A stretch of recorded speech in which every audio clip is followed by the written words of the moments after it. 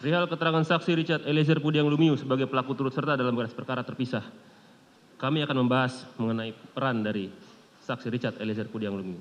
Sebelum masuk lebih jauh ke dalam pembahasan daya paksa, pembelaan terpaksa melampaui batas dan perintah jabatan, alangkah lebih baiknya lebih dahulu dimulai dengan pembahasan terkait pembagian alasan penghapus pidana agar pembahasan tidak melebar dan lebih mengerucut sehingga mendapatkan analisis yang mendalam terkait potensi penggunaan alasan penghapus pidana yang dapat dipergunakan oleh saksi Richard Eliezer Pudiang Lumiu.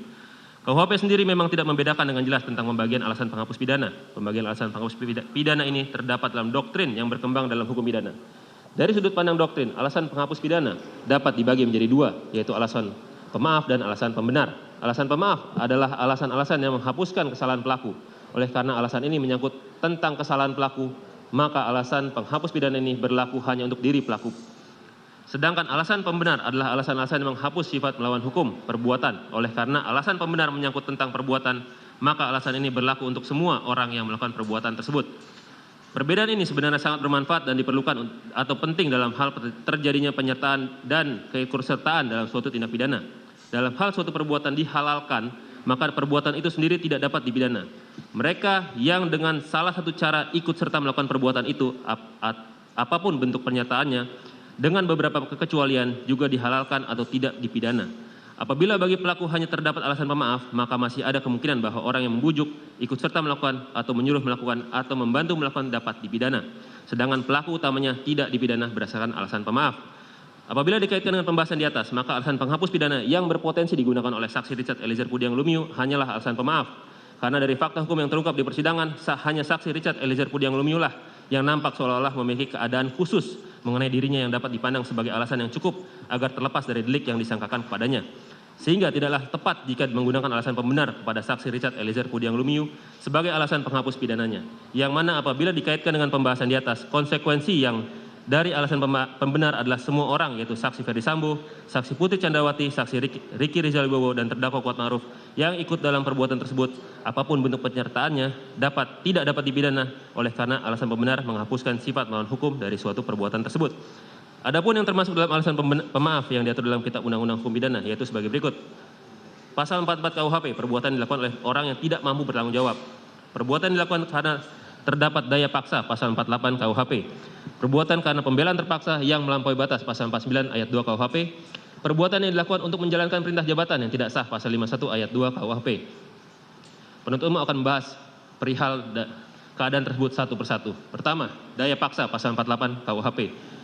Menurut Simons, overmah itu dapat berupa keadaan terpaksa secara fisik dan keadaan terpaksa secara psikis. Secara fisik itu dapat terjadi karena paksaan yang dilakukan oleh orang ketiga, misalkan dengan memegang tangan orang yang dipaksa untuk menandatangani sepucuk surat di dalam kejahatan pemalsuan surat. Selanjutnya misalkan dengan dirampasnya kemerdekaan seseorang yang dipanggil sebagai saksi, termasuk pula ke dalam suatu perbuatan yang dilakukan karena terpaksa disebabkan bekerjanya kekuatan alam. Kemudian menurut Jonathan Hiring dianggap dibacakan, menurut R. Susilo dianggap dibacakan. Kemudian bahwa perbuatan yang dilakukan dalam keadaan terpaksa ini dapat digolongkan sebagai alasan pembenar maupun alasan pemaaf. Apabila paksaan tersebut merupakan paksaan yang absolut yang datangnya dari luar, bukan dari diri pribadi pelaku sendiri, maka perbuatan tersebut termasuk dalam alasan pembenar. Akan tetapi, apabila paksaan tersebut merupakan paksaan yang relatif yang datangnya dari dalam diri pelaku itu sendiri, maka perbuatan tersebut termasuk dalam alasan pemaaf. Oleh karena itu, pada pembahasan daya paksa ini akan difokuskan pada daya paksa relatif dikarenakan berdasarkan pembahasan sebelumnya, alasan penghapus pidana yang tepat digunakan kepada saksi Richard Eliezer Pudiang Lumiu adalah alasan pemaaf. Bahwa berdasarkan jurisprudensi terkait dengan daya paksa, ada dua jurisprudensi dan dianggap dibacakan yang mulia. Bahwa berdasarkan fakta hukum yang terungkap dalam persidangan, saksi Richard Eliezer Pudiang Lumiu mendapat perintah dari saksi Ferdi Sambo di rumah Jalan Saguling untuk menembak korban, dan kemudian saksi Richard Eliezer Pudiang Lumiu langsung mengiyakan perintah dari saksi Ferdi Sambo tersebut. Kemudian saksi Richard Eliezer Pudiang Lumiu berangkat bersama rombongan yang baru sampai dari Magelang menuju rumah dinas Jalan Duren 3. Bahwa berdasarkan keterangan saksi Richard Eliezer Pudiang Lumiu, alasan dia mengiyakan perintah tersebut dikarenakan yang bersangkutan berpikir akan bernasib yang sama juga nantinya. Saksi Richard Eliezer Pudiang Lumiu juga terpikir takut nanti keluarganya dan tunangannya akan terjadi sesuatu kepada mereka. Bahwa masih berdasarkan keterangan saksi Richard Eliezer Pudiang Lumiu, pada saat kejadian ia diteriaki oleh saksi Ferdi Sambo dengan kata-kata, "Woi, kau tembak cepat, woi, kau tembak." Lalu dengan keadaan terpaksa dan rasa takut, saksi Richard Eliezer Pudiang Lumiu mencabut senjatanya dan melakukan tembakan ke arah korban. Apabila dikaitkan dengan pendapat ahli dan jurisprudensi di atas, keterangan dari saksi Richard Eliezer Pudiang Lumiu tersebut belum cukup untuk membuktikan bahwa penembakan tersebut dilakukan dalam keadaan terpaksa secara psikis. Bahwa dalam keadaan terpaksa secara psikis terjadi jika orang memakai kekerasan atau ancaman kekerasan itu membiarkan orang yang dipaksa untuk tetap bebas secara fisik dan juga bebas untuk tidak melakukan sesuatu sesuai dengan apa yang dikehendakinya. Akan tetapi kekerasan atau ancaman kekerasan itu mempunyai pengaruh yang demikian rupa bahwa yang perlu digarisbawahi adalah pendapat tersebut adanya daya paksa dalam bentuk kekerasan atau ancaman kekerasan dari orang yang memaksa dan mempunyai pengaruh yang demikian rupa. Bahwa dari keterangan saksi Richard Eliezer Pudiang Lumiu tidak tergambar adanya paksaan baik itu dalam bentuk kekerasan maupun ancaman kekerasan yang mempunyai pengaruh demikian rupa dari saksi Ferdi Sambo yang mengakibatkan saksi Ferdi Sambo dalam keadaan tertekan secara psikis sehingga langsung mengiyakan perintah dari saksi Ferdi Sambo bahwa teriakan saksi Ferdi Sambo dengan kata-kata kau tembak cepat, woi kau tembak, tidak termasuk paksaan baik dalam bentuk kekerasan maupun ancaman kekerasan yang mempunyai pengaruh demikian rupa yang dapat mengakibatkan saksi Richard Eliezer Pudiang Lumiu dalam keadaan tertekan secara psikis sehingga saksi Richard Eliezer Pudiang Lumiu mencabut senjatanya dan melakukan tembakan ke arah korban.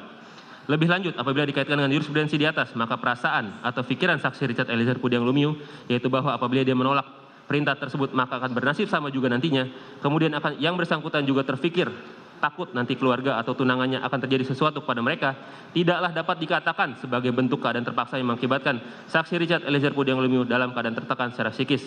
Dikarenakan keadaan terpaksa tidaklah dapat disandarkan pada perasaan pribadi. Terkait dengan pembelaan terpaksa yang melampaui batas, pasal 49 ayat 2 KUHP.